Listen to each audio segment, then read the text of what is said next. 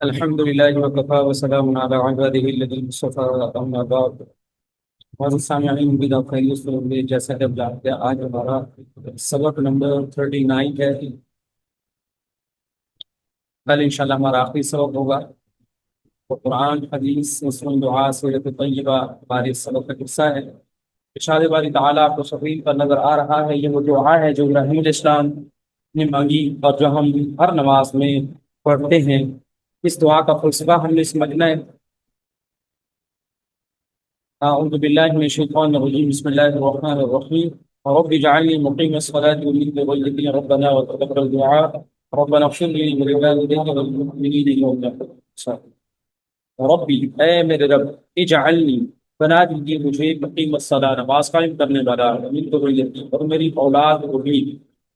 ربنا اے ہمارے رب وتقبل دعاء اور میری دعا قبول فرما. ربنا اے ہمارے رب اغفر لی بخش دے مجھے ولوالدی اور میرے والدین کو وللمؤمنین اور تمام اہل ایمان کو یوم یقوم الحساب جس دن حساب قائم ہو. اب ابراہیم علیہ السلام خود اتنے بڑے پیغمبر ہیں,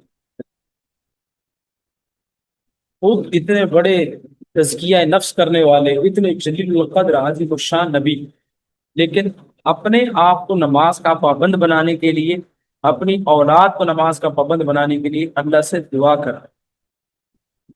اس میں ہمارے لیے سبق ہے.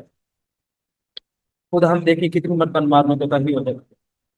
ہمارے بچوں سے ہمیں شکوہ ہوتا ہے جی نماز نہیں پڑھتے, قرآن نہیں پڑھتے. تو ہمیں کیا کرنا چاہیے؟ جہاں ان کی تربیت کرنی ہے, ہم نے ان کو سمجھانا ہے, وہاں پہ پھر اپنے لیے اپنے بچوں کے لیے میں سے دعائیں بھی کریں. تو یہ بھی دعا کریں کہ اللہ ہماری دعا کو قبول فرما. تو دیکھیں کتنی زبردست دعا ہے. اللہ مجھے بھی نماز قائم کرنے والا بنا, میری اولاد کو بھی, اسے بیوی بچے سب ذرا اپنے لیے دعائیں کریں, نماز قائم کرنے والے بنے, اپنی اولاد کے لیے بھی دعائیں کریں. اچھا صرف دعا بھی نہیں کرنی, پریکٹیکل بھی کرنا ہے. دیکھیے ابراہیم علیہ السلام خود نماز پڑھ رہے ہیں, اسماعیل علیہ السلام خود نماز پڑھ رہے ہیں, ساتھ دعا بھی کر رہے ہیں, اور ساتھ یہ بھی کہنا ہے کہ اللہ ہماری دعائیں سن لے, دعا قبول فرمائے. اسے ہمیں بھی ذرا غور کرنا چاہیے, کیا ہم اپنے لیے دعائیں کرتے ہیں؟ کیا اپنے بچوں کے لیے, اپنی اولاد بھی بچوں کے لیے دعا کر رہے ہیں اللہ نے دیندار بنا, یا اللہ نے نیک بنا, یا اللہ نے نماز قائم کرنے والا بنا, انہیں اچھا انسان بنا؟ کیا ہم دعائیں کر رہے ہیں؟ اور پھر دعا کرنے کے بعد یہ بھی کہہ دیا تھا ہماری دعا قبول فرما دی ہے آج کی قسم. اچھا اپنے لیے دعا ہو گئی, اپنے بیوی بچوں کے لیے دعا ہو گئی, اپنے گھر والوں کے لیے دعا ہو گئی.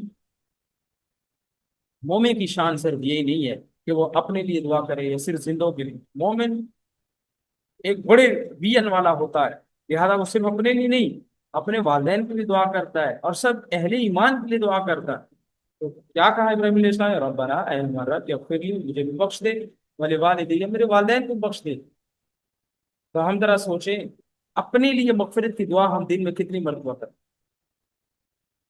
یعنی یہ دعا تو ہم پڑھ رہے تھے نماز کا حصہ سمجھ گئے, اس تھنکنگ کے ساتھ کہ ہم اللہ سے اپنے گناہوں کی بخشش کی دعا کر رہے ہیں, اس سوچ کے ساتھ کہ میں اپنے والدین جو فوت ہو چکے ہیں یا زندہ ہیں میں ان کی مغفرت کی دعا کر رہا ہوں, اس اٹینشن کے ساتھ وللمؤمنین اور تمام اہل ایمان کے. یعنی انسان اپنی فکر بھی کرے, اپنی اولاد کی بھی کرے, اپنے والدین کی بھی کرے, تمام اہل ایمان کی تربیت جس کی کر سکتا ہے اس کی تربیت کر لے, دعا بھی کرے. اور جس کی تربیت سے کوئی سروکار نہیں ہے, یا جو لوگ یہاں ہمارے حدود میں نہیں ہے, یا جن پر ہمارا کوئی بس نہیں چلتا, یا جو ہمارے ماتحت نہیں ہے, یا دنیا سے چلے گئے ہیں, ان کے لیے دعا تو کر سکتے ہیں. تو مومن کا کام ہوتا ہے اصلاح کرنا, فائدہ پہنچانا, نفع پہنچانا لوگوں کو. تو کسی کی تربیت کر کے نفع پہنچا رہا ہے, کسی کے لیے دعائیں مانگ کے نفع پہنچا رہا ہے, ٹھیک ہے, کسی کی بخشش کی دعائیں کی جا رہی ہیں. تو کتنی بہترین بات, کیا زبردست دعا. تو ایک تو ہم اس توجہ کے ساتھ اس دعا کروانا پڑیں. تو میں اپنے لیے اپنے بچوں کے لیے دعا کر رہا ہوں کہ اللہ میری دعا قبول فرما, اور اس سے میں اپنے لیے معافی مانگ رہا ہوں, اپنے والدین کے لیے اور تمام اہل ایمان کے لیے دعائیں مغفرت کر رہا ہوں. ہمیں یہ چیز سمجھنی چاہیے. اس کے بعد ہے نبی کریم صلی اللہ علیہ وسلم کی اتباع کی اہمیت و فرض. چونکہ بھی ربیع الاول کا مہینہ چل رہا ہے, ہر جگہ آپ دیکھ رہے ہیں کہ سیرت کے جلسے دروش ہو رہے ہیں. تو اس حوالے سے میں نے سوچا کہ آخری جو ہمارے اسباق ہیں ربیع الاول کے, کیوں نہ ایسے موقع پر ہم اتباع نبی کریم صلی اللہ علیہ وسلم کا ذکر کریں کہ ان کی اتباع کی اہمیت ہے. تو دیکھیے ان نبی ہریرہ رضی اللہ تعالیٰ عنہ نبی صلی اللہ علیہ وسلم قال من اطاعنی فقد اطاع اللہ ومن یعصنی فقد عصى الله۔ حضرت ابو ہریرہ رضی اللہ تعالیٰ کہتے ہیں رسول اللہ صلی اللہ علیہ وسلم ارشاد فرمایا جس نے میری اطاعت کی اس نے اللہ کی اطاعت کی، اور جس نے میری نافرمانی کی اس نے اللہ کی نافرمانی کی۔ تو یہ بتا دیا کہ میں اور اللہ ایک ہی ہیں۔ ایک ہی ہے کا مطلب ہے ہماری بات دونوں کی ایک ہی ہے۔ جس طرح میری اطاعت فرض ہے ویسے اللہ کی اطاعت فرض ہے، جیسے اللہ کی اطاعت فرض ہے ویسے میری اطاعت فرض ہے۔ عموماً ایک لفظ سیاسی طور پہ آپ سنتے ہیں کہ عام طور پہ حکومتیں کہتی ہیں کہ ہم اور فوج پاکستان ہے ایک پیج پر، حکومت اور فوج ایک پیج پر۔ تو یہاں پر یہی بات بتائی جا رہی ہے کہ اللہ تعالیٰ اور اس کے رسول کی بات ایک ہی، دونوں کا حکم ایک ہی، دونوں کی فرما برداری ایک کی فرما برداری دوسرے کی فرما برداری، ایک کی نافرمانی دوسرے کی نافرمانی۔ تو ہاں اہمیت بتا وہ لوگ جو حضور صلی اللہ علیہ وسلم کی اطاعت کی اہمیت، یہ اہمیت جن کے دلوں میں نہیں ہے، جو سمجھتے ہیں کہ اطاعت کرنا کون سا ضروری ہے، ان کو اللہ کے نبی نے بتا دیا کہ میری اطاعت ہی اصل میں اللہ کی اطاعت، کیونکہ میں کہ اپنی مرضی کی چیزیں تھوڑی بتا رہا ہوں، اللہ کی طرف سے بتا رہا ہوں۔ تو جس نے میری اطاعت کی اس نے اللہ کی اطاعت۔ تو آج ہم یہ دیکھیں اپنے معاشرے میں، اپنے گھر میں، اپنے آفس میں، اپنے جہاں جہاں ہم پھرتے ہیں کام کرتے ہیں، کہ ہم اللہ کی اطاعت کتنی کرتے ہیں، ہماری زبان سے، آنکھوں سے، کانوں سے، دل دماغ سے، سوچ فکر سے، چلنے سے، یا 24 گھنٹے کی زندگی سے کتنا اللہ کی اطاعت کی طرف ہم جا رہے ہیں۔ اور اللہ کی اطاعت نہیں کریں گے عذاب ہے۔ ابھی موجودہ صورتحال دیکھیں جو سیلاب آیا ہوا ایک طرف اللہ کا عذاب، وجہ کہ انبیاء کی نافرمانی، نبی کریم صلی اللہ علیہ وسلم کی نافرمانی۔ کون سا گناہ ہے جو ہم نہیں کر رہے؟ اللہ ہم سے ناراض ہو چکے ہیں، اور ابھی بھی اللہ تعالیٰ نے ہمیں مہلت دے رکھی، چاہے تو ایسا طوفان نوح کی طرح کوئی طوفان لے اس کو ہلاک کر دے منٹ پل بھر میں۔ ابھی بھی مہلت دے رہے ہیں، سدھر جاؤ سدھر جاؤ سدھر جاؤ۔ اس لیے ہمیں سدھرنا چاہیے، ہمیں توبہ کرنی چاہیے، معافی مانگنی چاہیے کہ اللہ آئندہ ہم نافرمانی نہیں کریں گے، آئندہ تیرے نبی کی مخالفت نہیں ہوگی، آئندہ تیرے اور تیرے نبی کے طریقے اور حکم کے مطابق زندگی گزاری جائے گی۔ چھوٹے بڑے جوان بوڑھے مرد عورتیں سب یہ عزم کریں، پھر دیکھیے کس طرح یہ عذاب کی صورتحال ختم ہوگی، کس طرح زمین بھی غلہ اگائے گی، کس طرح پھر دین و دنیا کی ترقیاں بھی ہمیں ملیں گی، دنیا کے ممالک کے ہمیں فتح بھی ملے گا، مسلمانوں کو غلبہ بھی ملے گا، اللہ حکومت بھی عطا فرمائے گا پوری دنیا کو۔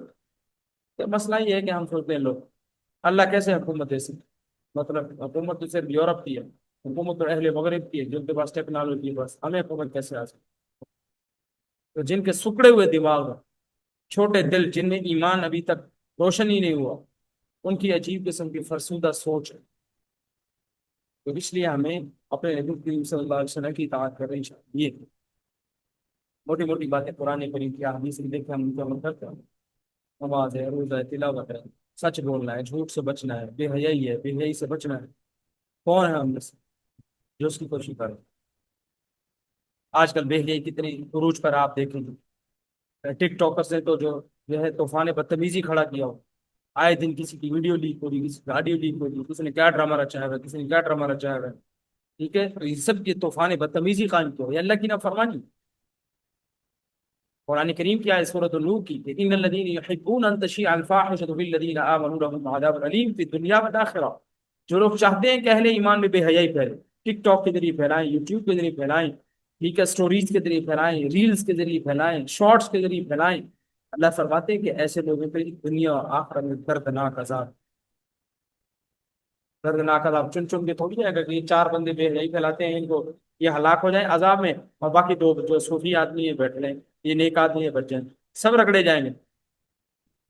تو ہم میں سے ہر ایک نے فکر کر رہی ہے کہ ہم بے حیائی والے اسٹرکچر سے بچیں، اپنے آپ کو، اپنی اولاد کو بچائیں، اور اللہ سے دعا ہے اللہ سمجھنے کی توفیق عطا کرے۔ تیسرے نمبر پر جو چیز آج ہم پڑھیں گے وہ ہے دعا مانگنے کا سلیقہ۔ اصل میں آج کے اس پورشن میں دعا مانگنے کا سلیقہ یہ حدیث اس لیے لائی گئی ہے کہ ابراہیم علیہ السلام کی دعا کا ذکر آ گیا۔ دعا ہم نے ہر وقت مانگنی، اس وقت مشکل صورتحال ہے سیلاب کی، اس کے سلسلے میں ہم نے اللہ سے دعا کرنی ہے۔ تو دعا مانگنے کی کیفیت کیا ہونی چاہیے؟ اور عام طور پہ ایک سوال ہوتا ہے کہ ہماری دعا قبول نہیں ہوتی، کیوں نہیں ہوتی؟ اس کا جواب بھی اس حدیث کے اندر موجود ہے۔ دیکھیے قال رسول اللہ صلی اللہ علیہ وسلم ادعوا اللہ وانتم موقنون بالاجابہ واعلموا ان اللہ لا يستجیب دعاء من قلب غافل للہ۔ رسول اللہ صلی اللہ علیہ وسلم ارشاد فرمایا ادعوا اللہ، تم اللہ سے دعا کرو، وانتم موقنون بالاجابہ، اس یقین کے ساتھ کہ اللہ تمہاری دعا قبول کر لے۔ دعا کی قبولیت کے یقین کے ساتھ اللہ سے دعا کیا کرو۔ وَاعْلَمُوا، اور یہ بھی جان، ان اللہ، بے شک اللہ تعالیٰ، لا يستجیب دعا ہم، اللہ کچھ بندے کی دعا قبول نہیں کرتے، کل بن غافل اللہ، جو بے توجہی اور لاپرواہی سے، یا اس دل کے ساتھ دعا مانگی گئی ہو جو دل لاپرواہ ہو، جس کی کوئی توجہ ہی نہ ہو، کوئی کنسنٹریشن ہی نہیں ہے، اللہ کی طرف تصور اور دھیان ہی نہیں ہے، تو ایسے ہاتھ اٹھائے، چار جملے رٹے ہوئے تھے وہ مانگے، ہاتھ اٹھ گیا۔ ایک فقیر بھی جب کسی سے مانگتا ہے تو کیسے مانگتا ہے؟ یا ہم جب خود کسی کے پاس کوئی حاجت لے کے جاتے ہیں، کسی آفس میں، کسی بڑے کے پاس، والد کے پاس، یا کسی دنیا کے کسی بڑے چودھری کے پاس، ہمیں کوئی کام پڑا، جب ہم کوئی کام اس کے پاس حل کروانے جاتے ہیں تو کس طرح ٹھہر، ادب سے، منت سے معذرت کر کے، منہ ٹیڑھا کر کے، چودھری صاحب، ملک صاحب، یہ کام کر دیں، آپ کی مہربانی ہوگی، ہم تو آج اس میں بس لوگ ہیں، کمزور ہیں، آپ بڑے آدمی ہیں، کیسے اس کی تعریف کرتے ہیں، منت سے معذرت کرتے ہیں، اپنی اپنی شکل رونی سی بناتے ہیں۔ تو یہی سارے آداب اللہ سے مانگنے کے بھی ہیں۔ تو اللہ سے اس یقین کے ساتھ مانگا جائے کہ اللہ میری دعا سنیں گا، آپ کے خزانوں میں کون سی کمی ہے، ٹھیک ہے میں گناہ گار ہوں، اللہ کافروں کو کھلاتا ہے، میں تو مومن ہوں۔ تو اس یقین کے ساتھ دعا کرنی ہے، اور پھر دعا کرنی ہے پورے یقین کے ساتھ، پورے وثوق کے ساتھ، پوری توجہ کے ساتھ، پورے اخلاص کے ساتھ، پورے دھیان کے ساتھ، تم اللہ سے مانگو کہ اللہ اس فقیر کو عطا فرما۔ آج دیکھیں، آج ہم سب لوگ جو ہیں یہ یقین ہوتا ہی نہیں اللہ دعا قبول کرے گا، ہم پہلے کہتے تھے ہماری اللہ کب سنتا ہے، تو فلاں بزرگ سے اس کی دعا سنتا ہے، بھائی اللہ سب کی سنتا ہے۔ اگر صرف بزرگ کی اللہ نے دعا سننی ہوتی تو اللہ تعالیٰ فرماتے نا، ہاں صرف بزرگ مجھ سے مانگا کر، باقی کوئی نہیں، سب کو کہا ہے مجھ سے مانگا۔ اور پھر یہ ہے کہ جو غفلت کے ساتھ دعا مانگی جائے وہ قبول نہیں۔ آج یقین جانیے ہم سب کی دعائیں ہی ایسے ہی ہیں، غافل دل سے نکل رہی ہوتی، کوئی توجہ ہی نہیں ہے۔ پہلے تو دعائیں مانگتے نہیں، آج لوگ یہ اختلاف کرتے نہیں، نماز کے بعد دعا مانگنا کون سا حدیث سے ثابت ہے بتاؤ؟ اچھا، ان کو کنسرن اس چیز سے نہیں ہے کہ حدیث سے ثابت ہے، وہ یہ کہتے ہیں کہ گویا ہمارے حق میں دلیل آتی، دعا مانگنے کی ضرورت ہی ہے، چونکہ ہم نہیں مانگتے اس لیے ہمیں اب دلیل چاہیے کہ دعا نہ مانگو۔ اصل ان کا المیہ یہ ہوتا ہے۔ تو بہرحال ہمیں اللہ سے دعا کرنی ہے، پورے یقین کے ساتھ کرنی ہے، اور غافل دل کے ساتھ نہیں بلکہ بھرپور توجہ کے ساتھ اللہ تعالی سے دعا کرنی ہے۔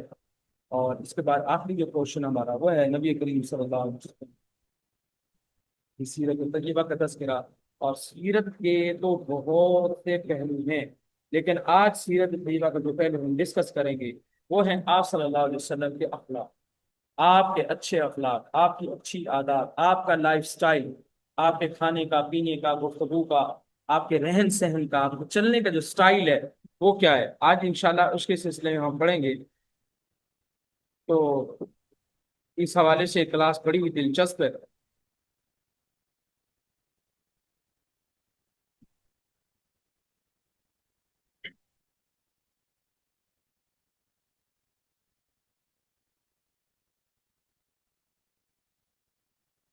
بسم اللہ الرحمن الرحیم، کیونکہ ملک عظیم کے اندر ہمیں ایک بات بنیادی طور پر سمجھ لینی چاہیے کہ اللہ کی طرف سے جو نبی اور رسول آتے ہیں وہ انسانیت کے لیے نمونہ اور آئیڈیل، ان کا ہر عمل لوگوں کے لیے دلیل کی حیثیت رکھتا ہے، اسی لیے وہ زندگی کے تمام شعبوں میں اعلیٰ ترین معیار پر قائم رہتے ہیں۔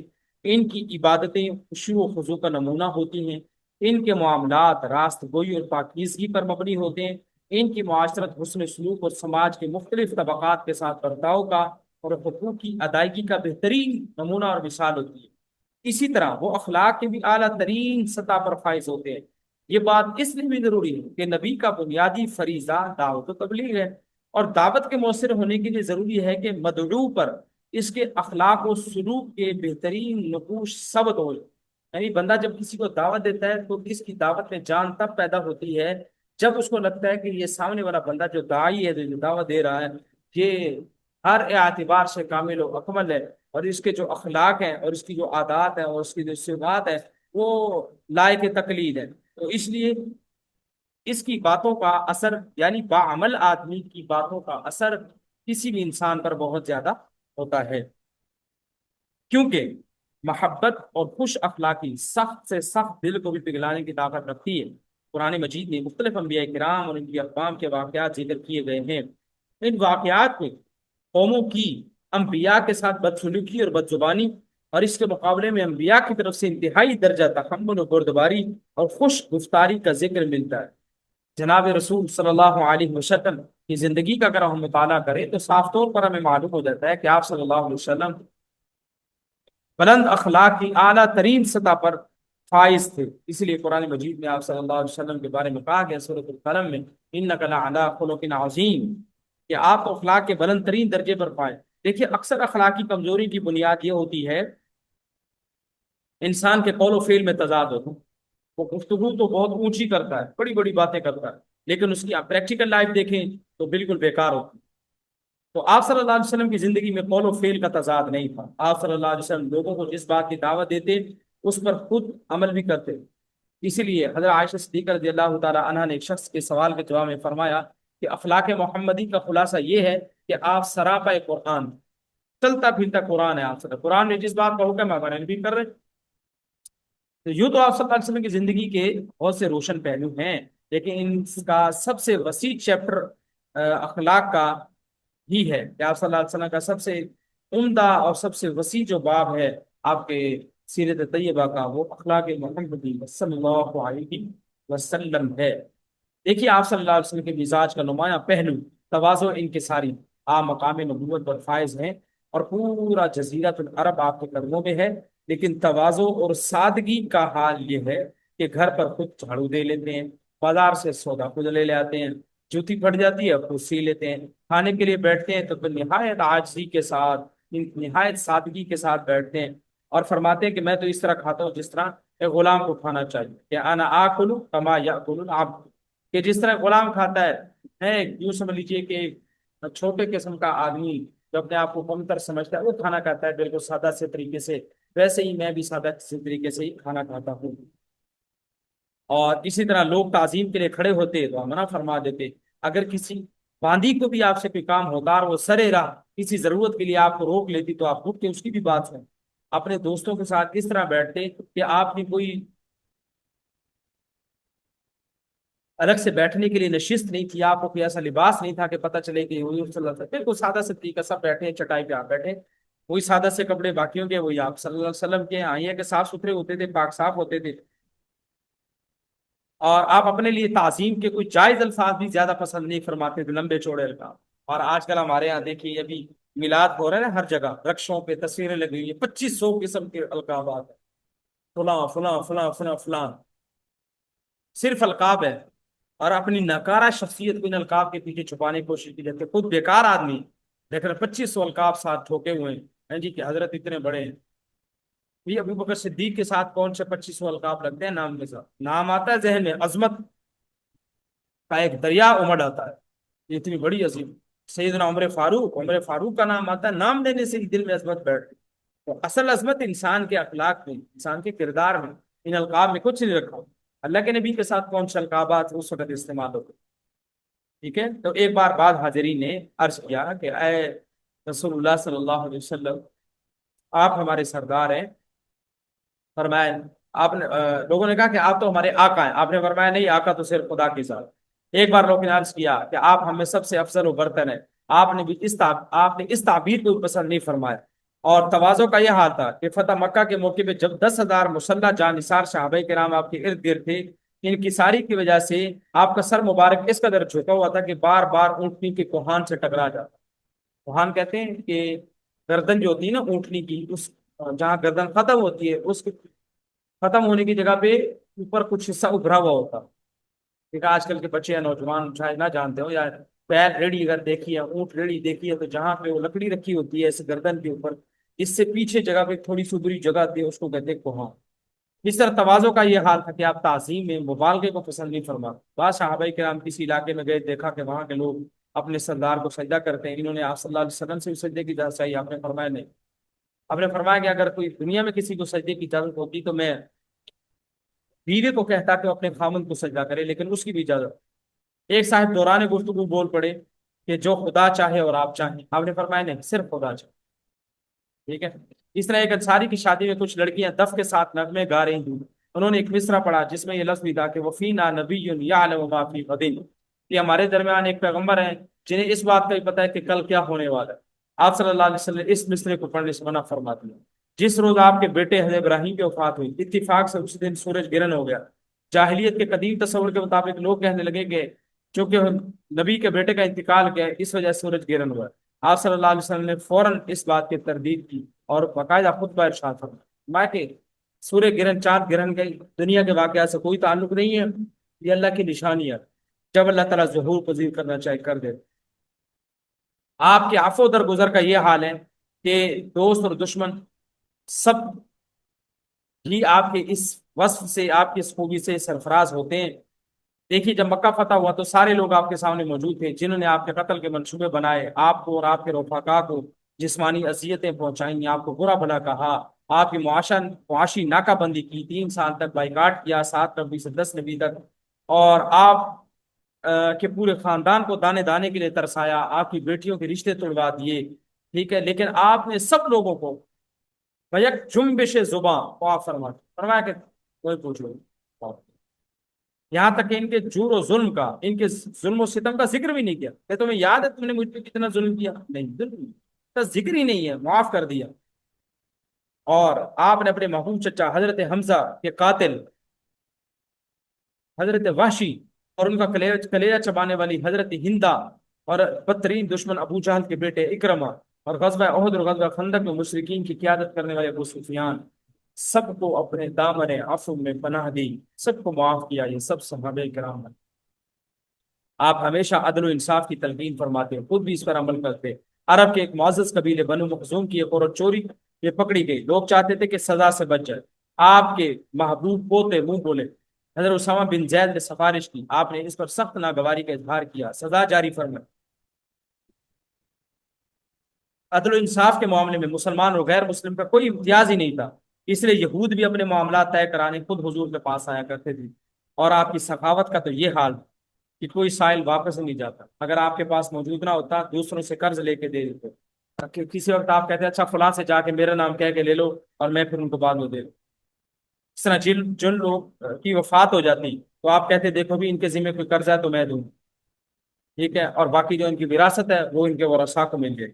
आपकी अपनी फयाजी और सखावत का तो ये हाल है, लेकिन अपना घर का हाल ये है कि आपके घर में जब वफात हुई तो चराग में तेल तक डालने के लिए नहीं।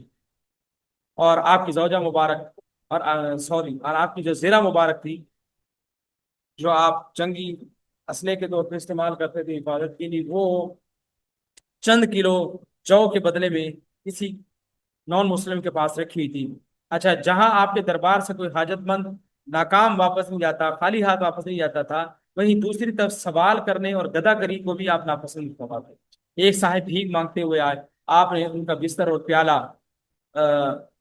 मंगवाया और उसकी कीमत लगवाई। 2 दिरहम में फरोख्त हुआ। आपने एक फरमाया कि खर्चा राशन लो अपने घर का और एक से कुल्हाड़ी बना दी और फरमाया कि जंगल से जाके लकड़ियां काटो, फरोख्त करो। 15 दिनों के बाद वो शख्स दोबारा आए तो 10 दिरहम उनके पास जमा हो चुके। ठीक है, तो आप सल्लल्लाहु अलैहि वसल्लम ने फरमाया कि ये ज्यादा अच्छा है या क़यामत के दिन चेहरे पर किसी दागे गदाई लेकर जाते वो ज्यादा बेहतर। इस तरह इंसानी बराबरी और मसावत को हमेशा आप सल्लल्लाहु अलैहि वसल्लम मलहूज खाते रखे। आपने खुतबा के विदा के मौके पे साफ फरमा दिया कि काले और गोरे या अरबी अजमी होने के जैसे किसी को दूसरे को फजीलत हासिल नहीं। ठीक है, इसलिए जब भी कोई काम होता आप अपने रफाका के साथ मिलकर इस काम में शरीक रहते। हज में कुरैश हुदूद हरम से बाहर निकलने को अपनी शान के खिलाफ समझते, इसलिए अरफात नहीं जाया करते थे। आपने इसको भी खत्म किया और खुद अरफा के वकूफ के लिए हज को हज के लिए वकूफ अरफा को लाजिम करार दिया।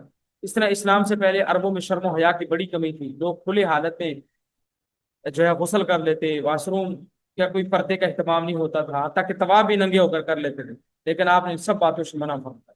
और सहाबा किराम फरमाते हैं कि आप के अंदर इतनी शर्म हया थी जितनी कि एक कुंवारी लड़की के अंदर गैर शादीशुदा और बेबियाही लड़की में शर्म हया होती शर्म हया आपने होती थी।